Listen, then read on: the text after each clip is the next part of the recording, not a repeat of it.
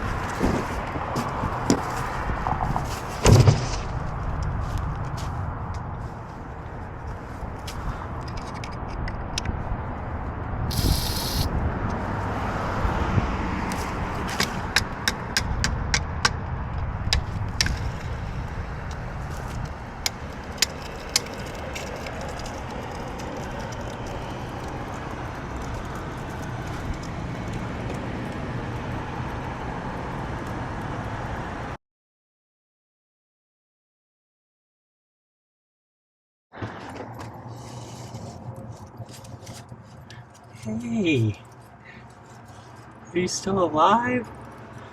Yeah. Here. Ah, dude. Okay, you can get out whenever you need to, all right?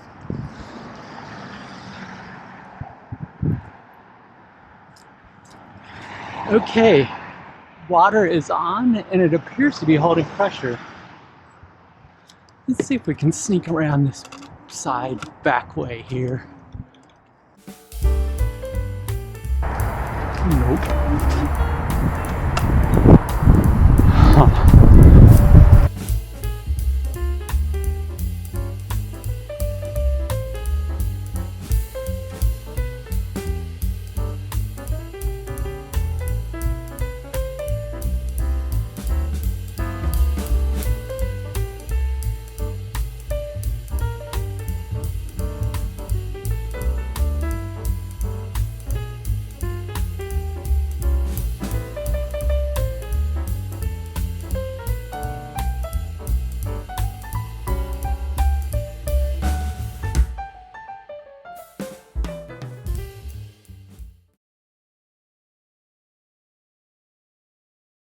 So this is kind of cool how it does this. The controller actually does a diagnostic for you.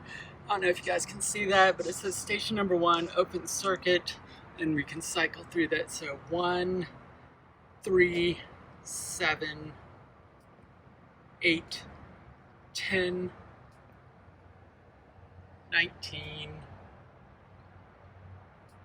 23, 27, 28, 31 are open, which means it's either a bad wiring connection or a bad decoder. So that's different data than what I had during the inspection from last year. So this is what happens. I want to do a physical run through everything. I've got flags, paper, pen ready to go. We want to run through all the system real quick. I'm going to do a 2-minute test. I'm going to set a stopwatch on my phone so that way I know when each station is supposed to cycle, so that way it helps me keep track of the zones that aren't firing. So we're going to start a 2-minute test.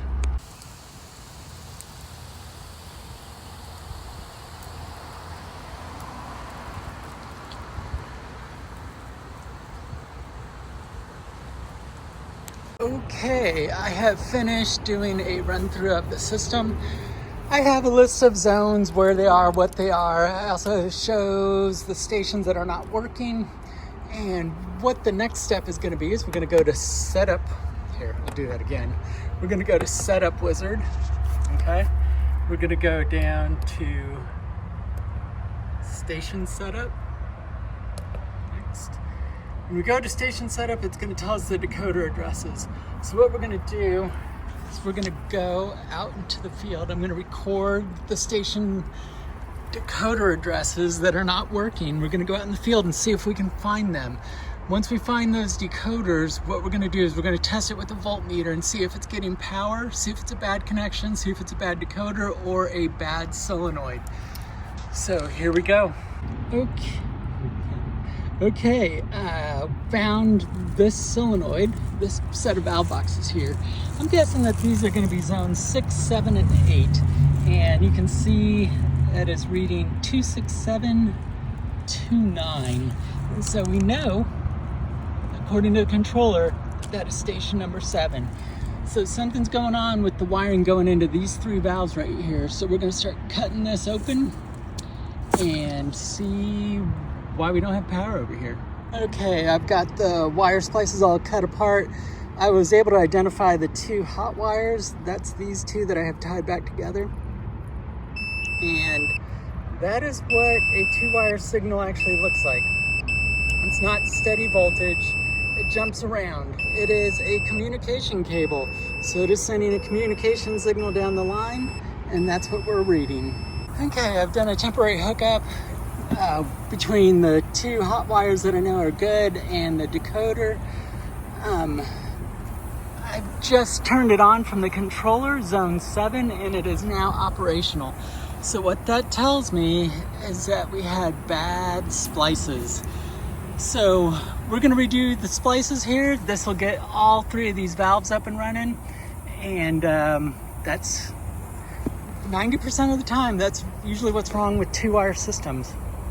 Okay, this one has checked out as a bad decoder. I've got power going into it. I actually have the zone activated at the controller right now. And what it's doing is it's not sending any power down through the solenoid leads.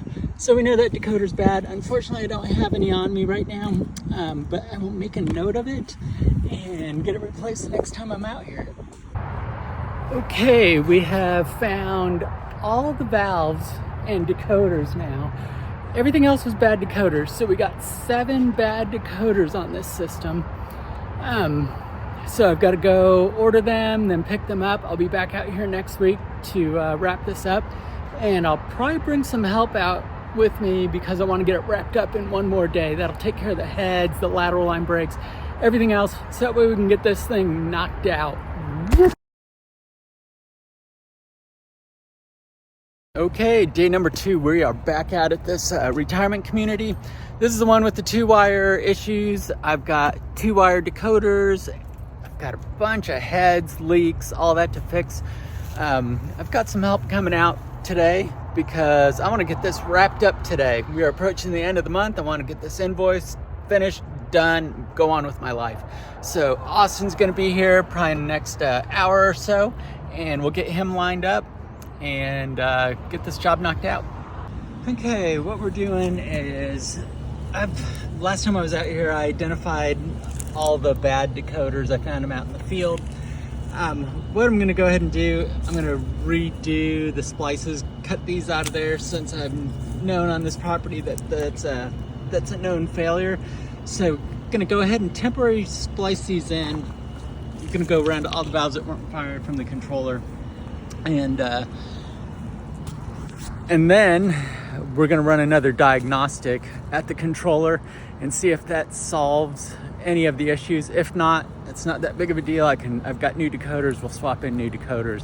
But it's really rare for decoders to fail, and it's rare for a bunch of them to fail. But it is pretty common for splices to fail like this, and so that's what I'm guessing on. We'll see if it pays out. Another fun fact is that the landscapers have been here. They put in new pine straw everywhere. So there's big, huge clumps of pine straw. There's a guy actively here right now putting in pine straw. They put in new plants, boulders, everything. And they've covered up a lot of the stuff that I need to get to. And there's a good chance that they also caused some more damage to the system that I wasn't expecting. So when my guy gets here, we're gonna have him start checking all those areas first, because we need to know if there's more damage, then we'll need to focus on that, especially if there's new plants in there. So here we go. Okay, here we go. We're gonna program a new decoder for station number 3. This is how we do it. I'm gonna go into Setup Wizards. I'm gonna go into and select Station Setup. I don't know if you can see that. Probably not. Station Setup. It's not gonna work. Station Setup. Next, we're gonna go to station number 3. We're gonna edit. So we got a 2, 9,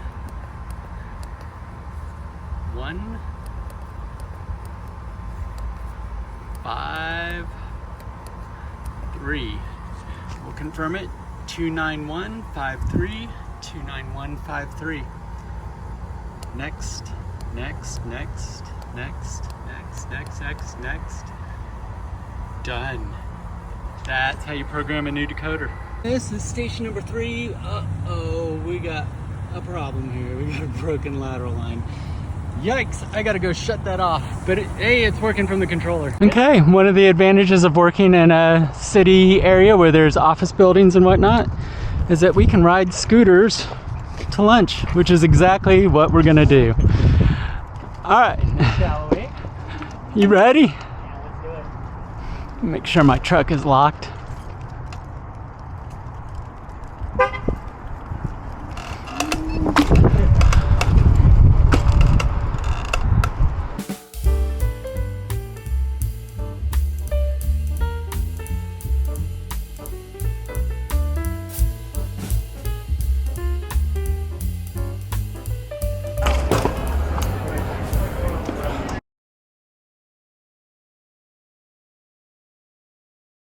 So we just took these 2 wire connections apart just to see what was going on out in the field here, and this is actually the bad one.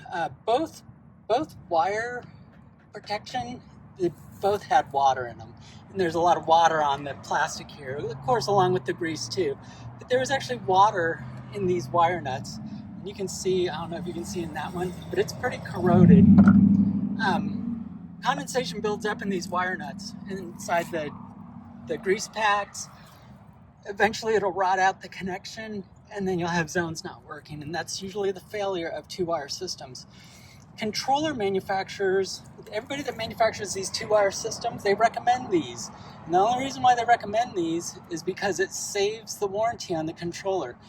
If the valve box was to get flooded, there's a chance that it would douse the 2 different leads of the wire into water, and then it would short out the controller. So that's one of the only reasons why they require those, but they're actually horrible for the longevity of the wire connections. Can't complain too much, it makes me a lot of money, and I've gotten good at finding them and getting them out of there. I forgot to do a closeout video for that job. That was a lot. That was a lot of work. I think we replaced like 20 heads, did a few lateral line breaks that were pretty difficult. In total, at the beginning, I think there were over 10 zones that weren't working from the controller. We got all those back up and running. That was a lot of work. Thankful that I had some help today. It helped me get it wrapped up. But for 2 days, to get that job done in 2 days, that was pretty good. Made pretty good money on that, and I would do that all day long, every day.